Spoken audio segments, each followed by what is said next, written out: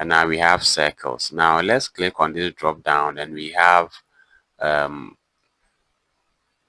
6 circle methods. So we have the center radius, so you have to specify uh, uh, two parameters. So I click to indicate the center, and whatever value I enter here will be the radius of that circle. So that is the center radius method.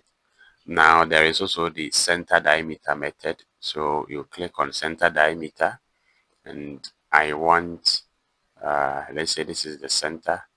So now I have to enter the diameter. So this time around I enter say 60, and that is the diameter method. And then next I have a 2-point. So a two point is basically the two endpoints of the diameter. So let's say, for instance, if I had a line in place, say if I had a line that is spanning from center to center of the two circles, and I use this method here, the 2 points.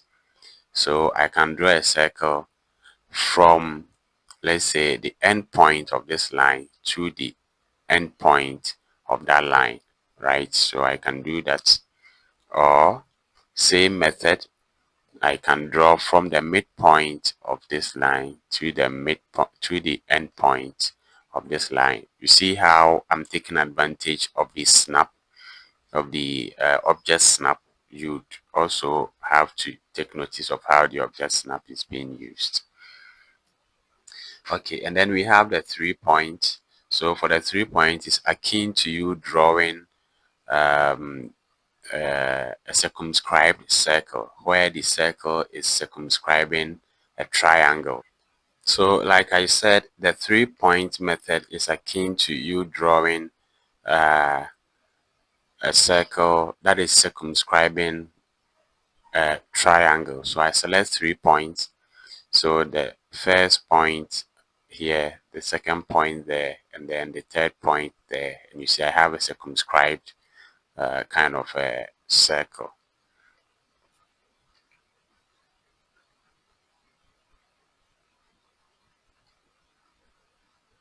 And now I'm trying to do an inscribed one.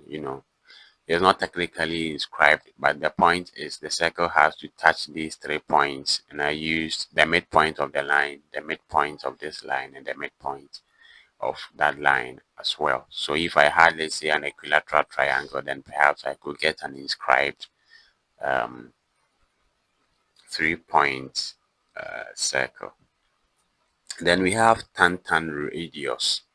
So for tan radius, I want my circle to be tangential to this circle, tangential to that circle, and then I will have to put in the radius of the circle. So let's say I put in a radius of, I don't know, 20, and that will be my my tan radius. So I have a circle that is tangential to this circle, tangential to that, and then a radius of 20. And then I have tan. So in that case, I can have, let's say, again, let me draw, let's use the polyline. So let me just draw something like that, and then I go in and then I pick the tan. So I want my circle to be tangential to the 3 sides of the circle, and that is how that one would work. Okay, so those are the circle methods. There are 6 of them. You can practice them.